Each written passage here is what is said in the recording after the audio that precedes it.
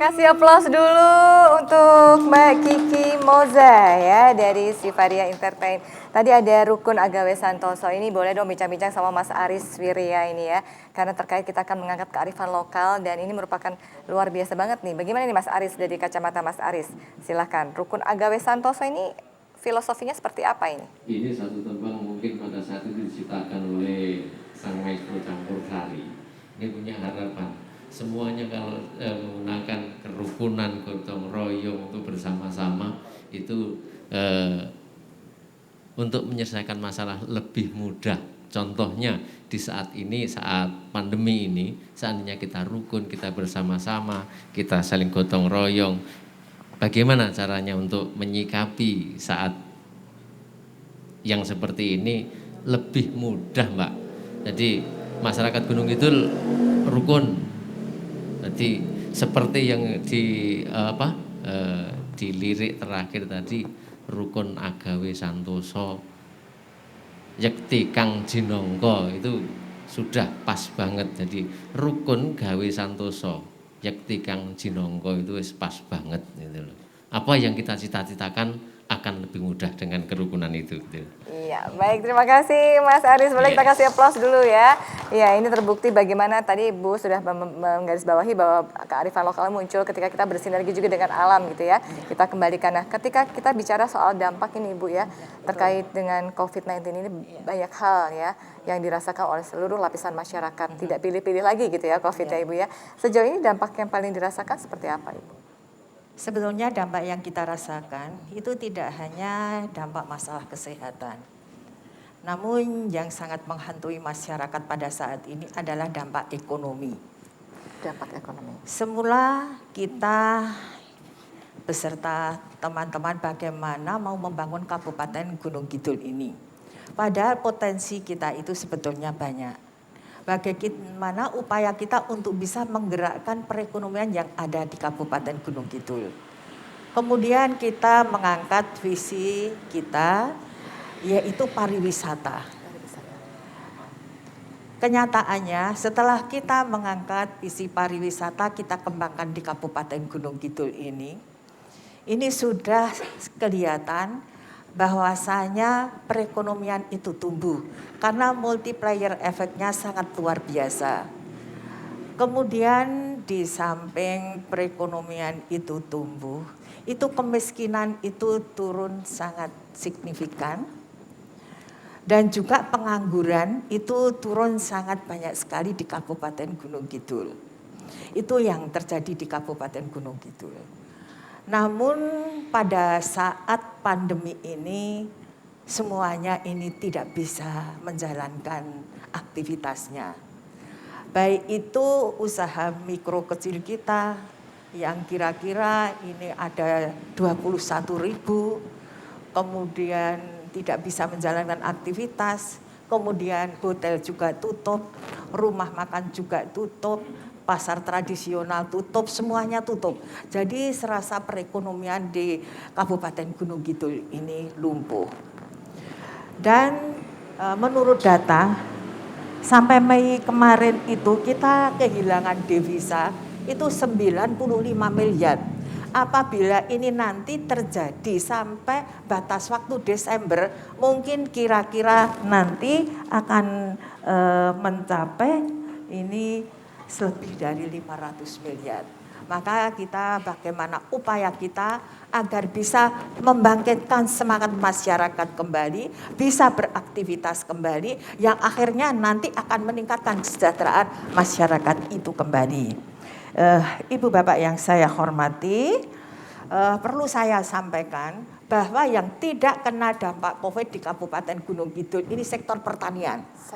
Sektor pertanian di Kabupaten Gunung Kidul sangat-sangat luar biasa, bisa bertahan, bahkan hasil dari pertanian ini surplus di Kabupaten Gunung Kidul. Boleh kita kasih aplaus ya, alhamdulillah rabbil alamin ya.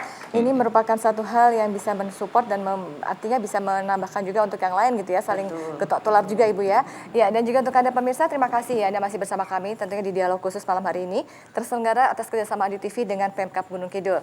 Dan saya juga ingin menyapa ini para tamu-tamu yang sudah hadir di sini.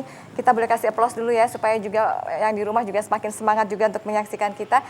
Selamat malam dan selamat datang untuk Wakil Bupati Gunung Kidul Bapak Dr. Imawan Wahyudi. Boleh kita kasih aplaus ya. Kemudian juga ada kepala-kepala seluruh dari organisasi perangkat daerah. Selamat malam semuanya. Mana tepuk tangannya ini? Iya, baik. Tetap 3M kita di sini ya, menjaga jarak, kemudian memakai masker dan juga mencuci tangan juga ya. Kemudian juga ada Direktur Bank Daerah Gunung Kidul. Ya, kita kasih aplaus juga. Selamat malam Ibu Rini ya. Ya, dan yang pasti dengan kebersamaan Anda di rumah pastinya untuk terus menyaksikan obrolan kita di dialog khusus malam hari ini bersama Ibu Badinga, kemudian Pak Nopi dan juga Pak Sunarto terkait dengan bagaimana adaptasi kebiasaan baru guna pencegahan virus corona. Ya, baik Ibu. Jadi ketika tadi Ibu sempat menyampaikan bahwa ada wisata. Nah, ini kan lagi hitsnya nih, tempat-tempat wisata di Gunung Kidul.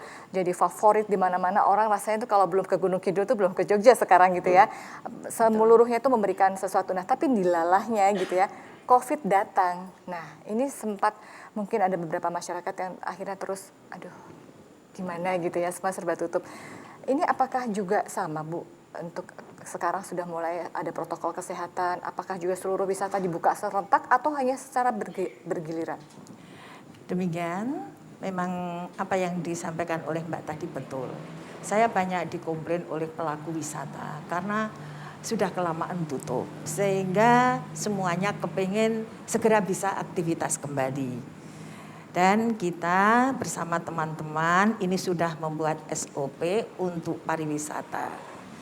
Dan kita juga sudah mengadakan simulasi, sosialisasi, dan uji coba ke beberapa destinasi pariwisata, baik itu pariwisata yang ada hubungannya dengan laut, kemudian goa, dan juga gunung. Di antara Gunung Api Purba, ada Gua Pindul, ada yang lain-lain.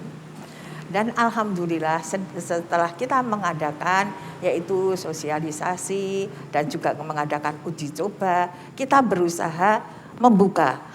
Pokoknya tetap pada taat protokol kesehatan, dan sekarang yang datang ke Kabupaten Gunung Kidul sudah mulai banyak, sudah kembali seperti kemarin. Ini adalah merupakan support kita semuanya kepada pelaku wisata yang ada di Kabupaten Gunung Kidul. Berarti masyarakat diuntungkan lagi ya Bu ya? Iya, ya, karena masyarakat bisa lagi merasakan. Iya, betul. Nah kalau Pak Nopi gimana nih Pak? Ketika sudah ada lampu hijau, tempat-tempat wisata mulai dibuka gitu kan, ada transportasi juga terkait dengan, nah ini apakah ada kendala sejauh ini untuk mengkontrol atau untuk memantau aktivitas masyarakat? Iya Mbak, memang dengan dibukanya wisata di Gunung Kidul kembali, kemudian masuk arus wisata dari luar daerah, memang ini menimbulkan sedikit dilema di dalam penanggulangan pandemi corona di Gunung Kidul. Memang sedikit ada angka kenaikan, tidak hanya dari sektor pariwisata sebenarnya, tetapi ketika kemarin ada Hari Raya Idul Fitri, ada pemudik, dan sampai dengan hari ini pun tercatat kurang lebih 13.400 sekian orang yang pemudik di Gunung Kidul dan mereka tidak kembali lagi ke daerahnya. Ini juga menimbulkan transisi lokal, termasuk sektor wisata. Oleh karena itu, jajaran Dinas Pariwisata, Kepala Dinas sudah menginstruksikan bahwa dalam satu hari ada 1 hari off untuk sterilisasi semuanya. Kemudian kami dengan unsur Polres sama-sama memantau di pintu-pintu masuk, memberikan himbauan, ada pamflet, ada spanduk, kemudian juga Babinsa, Babin Kamtipmas yang ada di wilayah melakukan patroli mengingatkan. Apalagi sekarang ini ada operasi justisi yang sekarang kita gelar berjalan kurang lebih 4 hari sekarang ini memberikan dampak yang cukup signifikan untuk mengerem laju perkembangan virus Gunung Kidul. Baik, di satu sisi ada yang ditekan untuk tingkat kelajuannya, di satu sisi ternyata juga ada yang berdampak begitu ya. Iya. Nanti kita akan jeda dulu, setelah jeda kita akan ngobrol soal bagaimana kriminalitas ini. Apakah ketika pengangguran, ketika kehilangan pekerjaan, bagaimana situasi di Gunung Kidul begitu ya Pak Narto ya. Ya, dan untuk Anda pemirsa tetaplah bersama kami hanya di Dialog Khusus.